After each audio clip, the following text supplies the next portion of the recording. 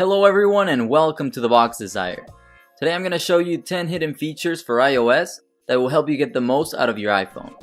These are the top 10 iOS tips and tricks for advanced users. Number 1 is guided access. This feature keeps your iPhone locked in a single app by triple clicking the home button.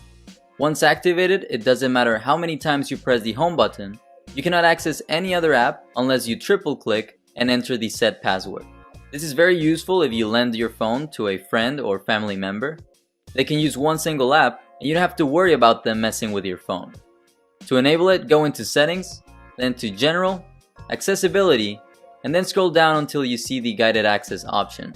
Turn it on and be sure to enter a password so that only you can turn it off. This will allow you to lock onto a single app, and now you don't have to worry when your little cousin or mom wants to borrow your phone. Number 2 is the use of Force Touch with the keyboard. If you've used an iPhone for a while, then you know how annoying it is to adjust the cursor. It's usually inaccurate because the letters are too small and you end up selecting something you don't want to. Well, now you can use Force Touch to move exactly where you want. Just press slightly harder on the keyboard and glide through a lot quicker. And this works with all the latest iPhones, so from the iPhone 6s and every model that has released after it. It just makes it much easier to navigate because your finger doesn't get in the way. Number 3 is the Japanese text emoji.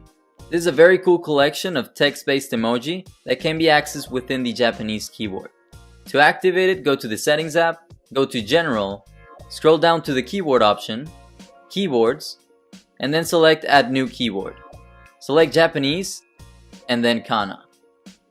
To use it, long press the globe icon and select the Edit Keyboard. Click the face icon, and now you can choose from hundreds of options that will bring your texting game to the next level. For number 4, I'm going to show you how to reduce the animations on your iPhone. Every time you enter or exit an app, there's a very long transition that takes place. As you can see, there's this zoom in and zoom out movement that occurs every time. You can eliminate this by going to Settings, General, Accessibility, and then Reduce Motion. Turn it on and now you'll see how every time you exit an app, it is a much quicker fade out transition, which makes for a better experience if you don't like the original transitions.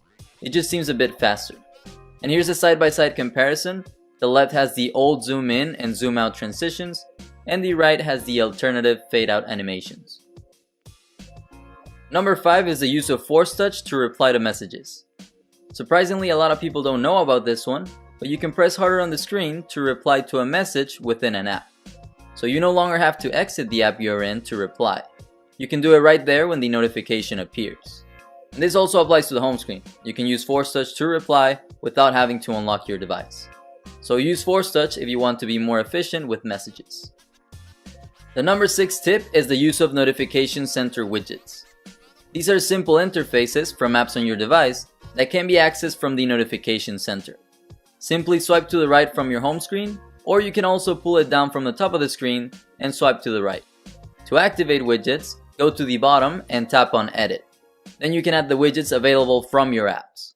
My favorites are the weather stats, the ESPN widget, which shows you the latest scores and upcoming matches, Snap Stats, which shows important information of your device, like how much data you've used, how much storage is available, and even how the RAM is being utilized. I also like the calculator because it lets you do some calculations without having to open the app or without having to unlock your phone. And finally, the Amazon widget, which shows the status of your orders.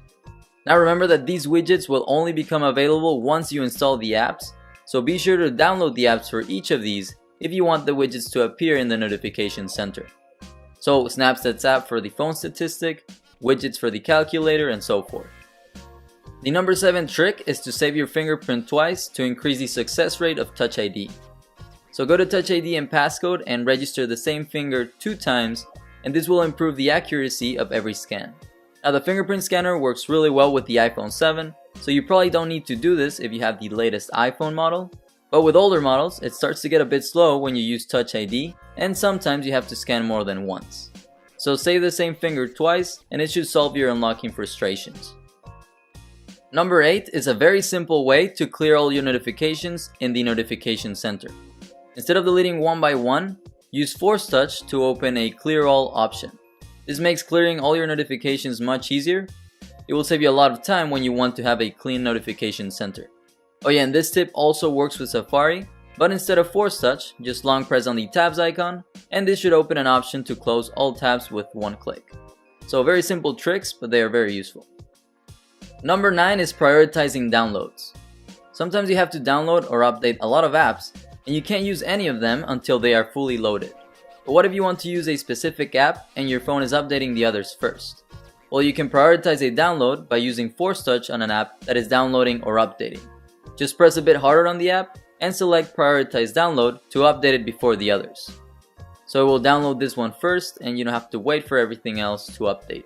And this tip is also useful if you download an app by mistake. You can pause or cancel the download by using force touch. Finally, at number 10 is how to mark up a photo. So this is for those of you who like to edit their images. In the Photos app, hit the edit option, the 3-dot icon, and then the markup option. This will allow you to do all sorts of edits. You can draw, you can add text in different colors. You can also magnify a part of a photo by selecting the second option from left to right.